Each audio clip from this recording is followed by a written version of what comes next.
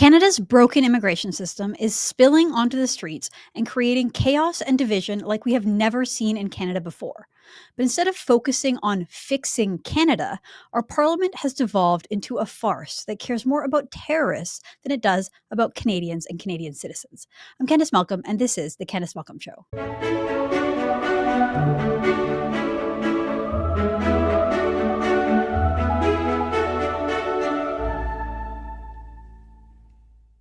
Hi, everyone. Thank you so much for tuning into the podcast. We've been talking about immigration a lot at True North and on the Candice Malcolm Show lately. I've broken down the numbers and basically how the government has allowed immigration to balloon to allowing over 2 million people to come into Canada each year. In 2023, we had over 2 million, and how illegal immigration in Canada has hit an all-time high.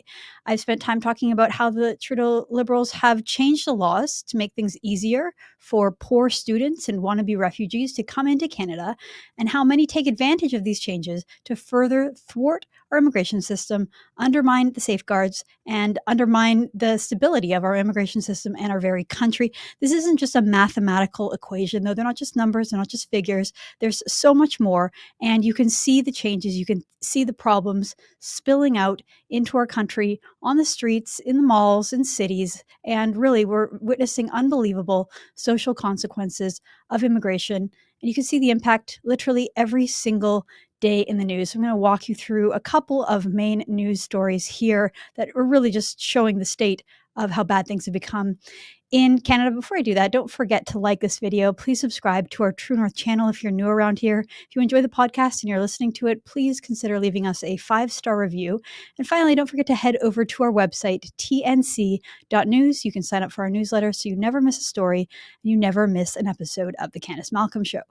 Okay, so here are just a few news stories just illustrating this point. This is just from March of 2024. So first of all, I want to highlight here is that the Toronto police told residents to make your keys more accessible to auto thieves in order to prevent home invasions and dangerous situations with criminals. Here is what that looked like. Constable Marco Ricciardi had a new message for vehicle owners who keep their fobs in Faraday pouches. To prevent the possibility of being attacked in your home, leave your fobs at your front door. Because they're breaking into your home to steal your car. They don't want anything else. A lot of them that they're arresting have guns on them, and they're not toy guns, they're real guns. They're loaded. They have it, real guns, they're loaded. Look at those concerned Toronto citizens, senior citizens, sitting and listening to this. A cop telling you, just leave your keys at the front door, let the thieves have what they want. You really don't want to get into an altercation with these people because they have guns that are real guns that are loaded. They will kill you. You know, I'm old enough to remember a few years ago when Justin Trudeau banned a whole bunch of guns from legal gun owners in Canada. True North's Andrew Lawton did a whole documentary exposing this. And we were told that that was going to fix the whole problem of gun crime that has exploded into cities like Toronto in recent years. Well, I guess that didn't work because the criminals still have guns that are loaded and they're prepared to use them to kill you, according to Toronto police. So I've got some stats on what he's talking about. A car was stolen every 40 minutes in Toronto last year. Carjackings have doubled in 2024 so far. This has become a very widespread problem. I'm not saying it's directly caused by immigration, but I do know that many of the people that are partaking in these crime rings, we know, I mean, Pierre Poilievre held a press conference a couple of months ago where he talked about how these cars would just go straight to the port of Montreal onto a boat and they'd be sent over to North Africa and the Middle East. And, you know, these cars are getting stolen and they're quickly leaving Canada. They're not staying in Canada. So the problem is an international problem. And the people who are convicted of these crimes, I mean, the police are often very tight-lipped about who they're arresting and who's behind them. But I did find this story in Global News about how the police arrested 8 suspects in a carjacking ring. So let me just read you a little bit from that story. It says here, an Ontario Police Task Force says investigators have charged 8 suspects after an investigation into carjacking across the Greater Toronto area. They say the arrests came after they followed an allegedly stolen Mercedes, arresting 2 groups of people who met with its occupants. The carjackings allegedly included a Mercedes-Benz and 2 Aston Martins. January 21st, police said 4 suspects went into 2 homes in Peel region within just hours of each other. They forced entry, demanding keys to a vehicle at the homes, police said. They stole a BMW and a Mercedes. The following day, police said 4 suspects went into a home in Toronto, allegedly stole a Mercedes-Benz. The suspects confronted the homeowners for his keys, and 2 Aston Martins were taken, police said. So I guess this is what that police officer was talking about. The suspects will come into your home with loaded guns, prepared to use them, confront car owners just so that they can steal your cars. This is a huge problem in Toronto. I've heard of so many people, by the way, who are just absolutely terrified to drive nice cars in nice neighborhoods because this is happening so frequently. I've heard of people installing metal poles in their driveways to stop, to deter criminals from coming and stealing their cars in the middle of the night. Let me just read a little more from this global story. It says, police said the carjacking task force investigators followed the Mercedes G-Wagon, saw the suspects meet with a Honda CR-V, and 4 people were arrested. Investigators have charged Mohammed Siddiqui, 41, of Mississauga, Mahmoud Fayez, 40, of Markham, Farmozi Harwali, 39, of Toronto, and Assad Mayo, 27, of Mississauga, with possession of property obtained by crime. So again, you get an idea of the folks who are behind it. Not saying they're immigrants per se, they could be born in Canada, but certainly this is a problem that we never used to see in Canada. I remember growing up and I had a friend who moved from South Africa, and they told me a story about how his family had been carjacked one night coming home from like an opera. And it was so terrifying to imagine what he went through. And I remember thinking, wow, South Africa is a really messed up country if they allow, that kind of lawlessness, like someone driving in their car with their family, confronted at gunpoint, forced out of the car and stolen. To me, that was like the mark of a failed society, of a failed state, like complete anarchy and lawlessness. And yet here we are, and it's happening every 40 minutes in Canada, in Toronto. It's happening all over the country. Really, really scary stuff that is happening in Canada. That's not the only evidence that there's social erosion happening as a result of Canada's open border immigration system. I want to talk about something else that's happening, which is the tribal hatred that's spilling into our streets. So here is a clip from an event that happened over the weekend in Calgary, Alberta, where 2 different groups of protesters basically clashed, and we saw sort of ugly tribalism spilling out on our streets in Canada. Let's play that clip.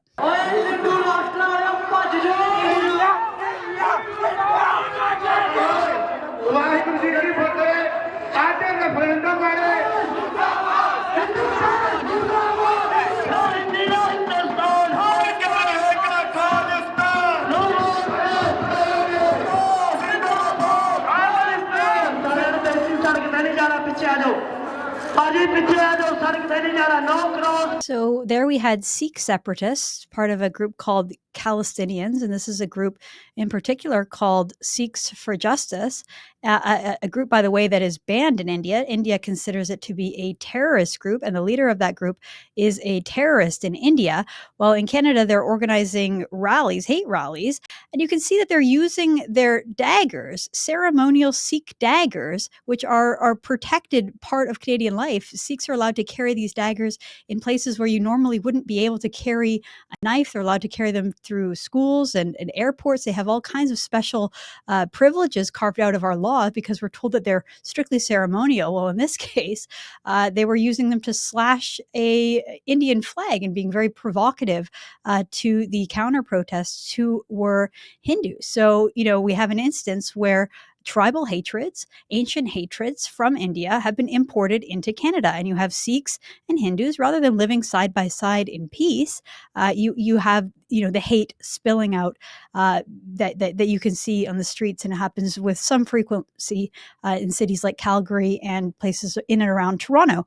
And of course, it's not just Hindus and Sikhs who have brought their tribal hatreds into Canada that are clashing on the streets in Canada, being exported from India. We also have Middle Eastern politics being exported into Canada. So you can see the scene outside synagogues that are being protested by pro-Palestinian, pro-Hamas Muslim protesters, bringing their hatred, their tribal hatred towards Jews and Israelis into Canada. This is the scene at a Toronto area synagogue in Thornhill earlier in March.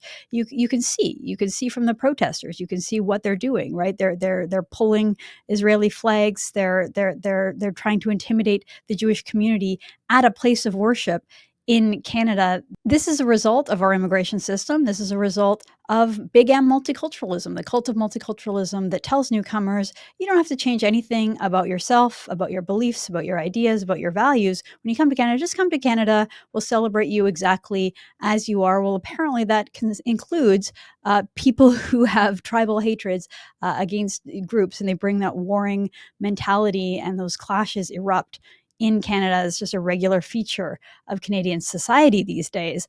Another example that we see in the news and on social media is these incredibly long queues for minimum wage jobs. So we have long lineups, mostly of international students, mostly of newcomers that don't speak English that are here in Canada looking for minimum wage jobs. So here is a queue outside of a liquor store in London, Ontario. You can see they're jostling and trying to push each other around just to get in, to get an interview to potentially work a minimum wage job.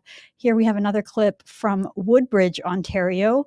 Hundreds and hundreds of men, mostly, trying to get a job at a tire company, Tire Hotel, which sells tires in Woodbridge, Ontario. I believe, I mean, from what I'm seeing, I'm seeing hundreds. There's multiple lines snaking in and around, queuing.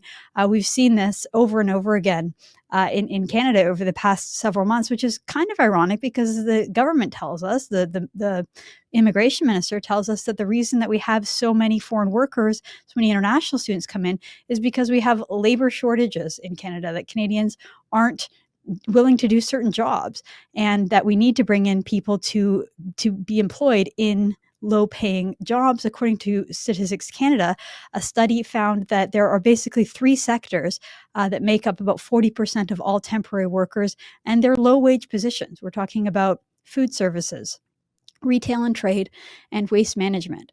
So they're kind of taking the jobs that Canadian teenagers used to have, especially when you see them queuing up to try to work at Tim Hortons and Walmart and places like the LCBO, which is just a government-owned liquor store here in Ontario. Really not building the economy in the way that I think the Liberals want you to believe, which is why we had a professor of economics over at Waterloo show this graph saying how Canada's GDP has grown by 1% in 2022 and 23, while our population grew by 3%. So that means that our real GDP per capita is actually falling 2%, roughly the difference. And he shows this, that without immigration, we would have zero economic growth in this country for more than 6 years. So that is the legacy of Justin Trudeau. This is the legacy that he has left behind. Okay, so what is the government doing to fix all this stuff, right? We have all these problems that are pretty much either a direct or indirect result of our out-of-control immigration system. Let's in 2 million people each year, even though we don't have jobs or houses or places for these people to live. They don't fit in culturally. We haven't had any time to integrate them into our economy, integrate them into our communities, and let them develop a Canadian identity. We just keep bringing more and more and more and more in every year. Canada's dealing with endless domestic problems, an affordability crisis, a housing crisis, staggering inflation, and a stagnant economy. And rather than focusing on Canada or Canadians, our parliament is completely focused on what? On appeasing immigrants, on vote bank politics. So making sure that all the newcomers that are coming into Canada will remain loyal to Justin Trudeau and the Liberal Party. And this is how they do it. We've seen the Liberals talking out of both sides of their mouth when it comes to the conflict between Hamas terrorists and Canada's democratic ally, Israel. And so over the weekend, we saw Trudeau send his foreign minister, Melanie Joly, over to the West Bank to meet with a top terrorist over there. For good measure, they also sent York Centre MP Yara Sachs. Yara Sachs represents probably the most Jewish riding in all of Canada. And they sent them to meet with a terrorist. This is what that looked like. Here's a photo with them, with Mahmoud Abbas. So, of course, many people were absolutely shocked by this. They say it's absolutely shameful to see, look, Melanie Joly is a foreign minister. It's her job to meet with foreign leaders, including dictators and nasty people.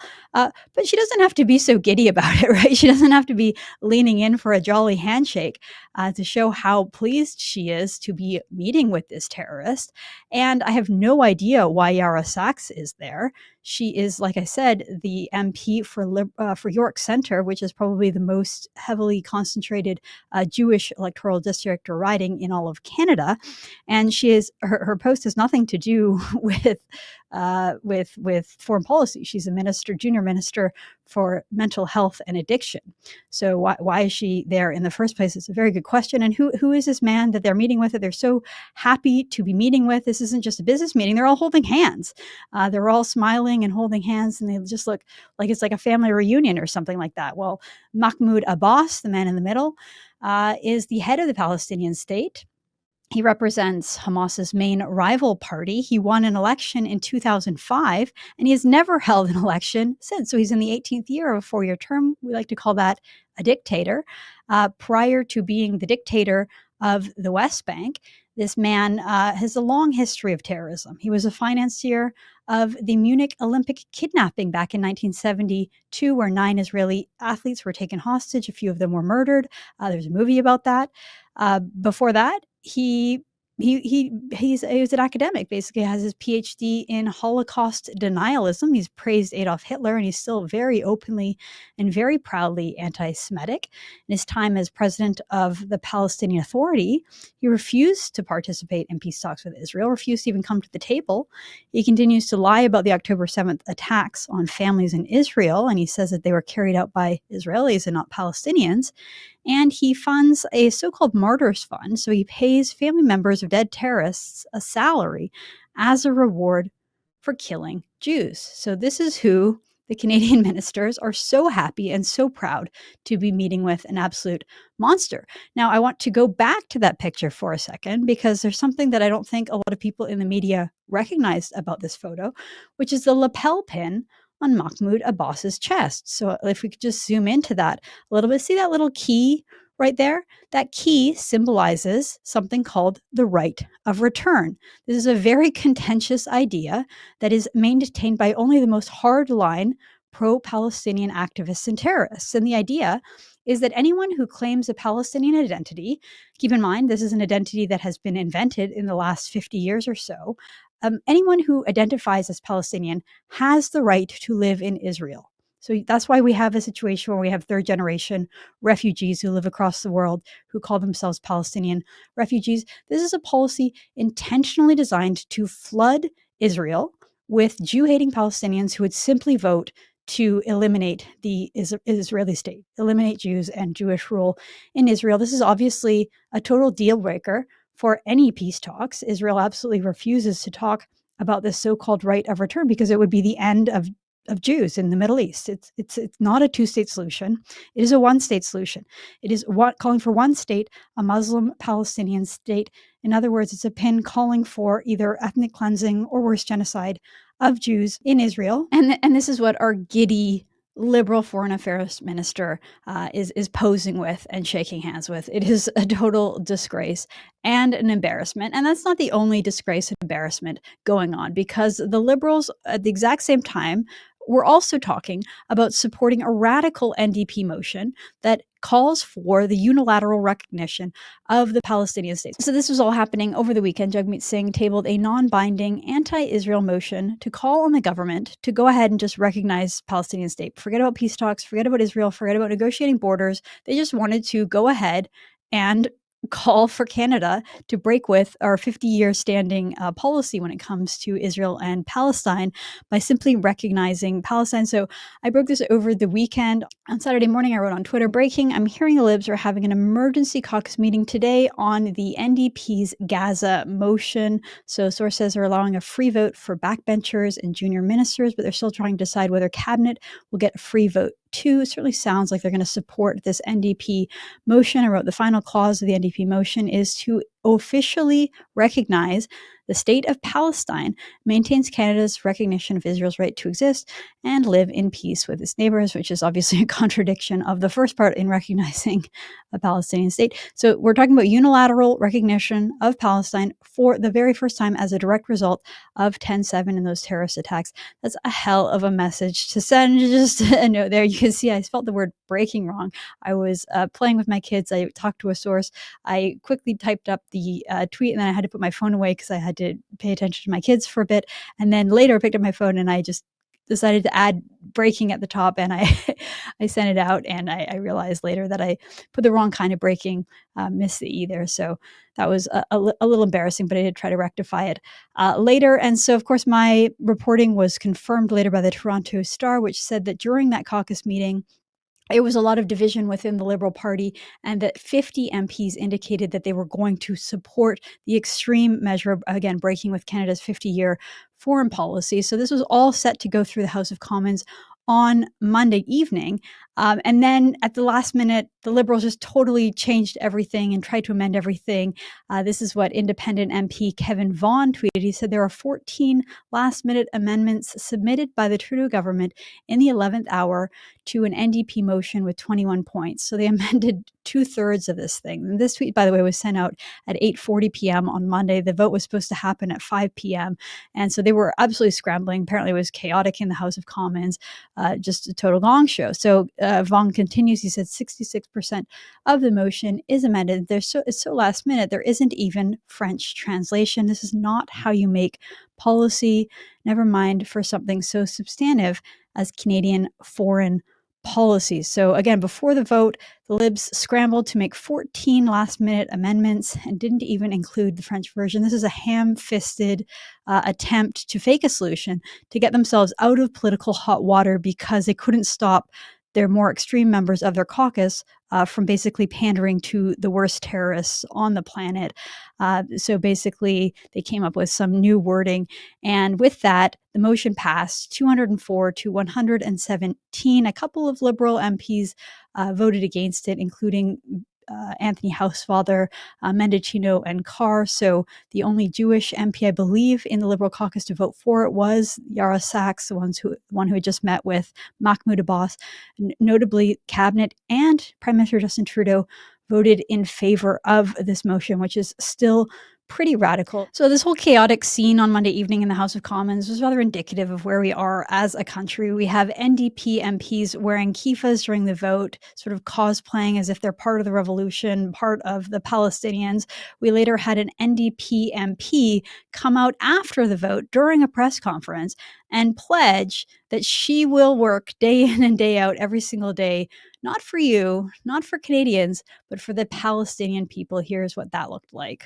And I'm going to be coming back every single day into this House of Commons and demanding the rights for Palestinian people. So she's not working day in and day out for Canadians, certainly not for the people of Edmonton, Strathcona, the district that she supposedly represents. I used to live in that riding where the University of Alberta is. She's not focused on that. She's focused on day in and day out being there for the Palestinian people and fighting for their rights. What a great metaphor for Canada's foreign policy, for our immigration system, for Justin Trudeau and his governing coalition more broadly. They prioritize foreign politics over our own. They turn a blind eye to warring tribes and hatred that is erupting and has been imported into Canada through our open border immigration system. And everything they do, every policy decision, foreign policy or domestic policy, is all determined not by principle, not by morals, not by values, but by votes, by how many votes they can obtain by taking a certain position. They wish to be all things to all people. They play these cute little games with politics where they try to appease both sides. They give both messages, different messages to different communities, and they really just want to be all things to all people. And as a consequence, as a result, Canada's social fabric is coming apart. Canadians are clashing. Canadians are not being represented, and the ones that are openly taking advantage of our generosity and using their platform to promote their hate in Canada. Ironically, we have an online harms bill that's supposedly going to be cracking down on hate speech. It's not going to be cracking down on this kind of hate. It's not going to be cracking down on the tribal hatreds that we see in our streets. It's going to be cracking down on commentary and journalism and views that Justin Trudeau doesn't like. This is all a result of Justin Trudeau's failed policies, including his failed policy when it comes to mass migration. I'm Candice Malcolm, and this is The Candice Malcolm Show.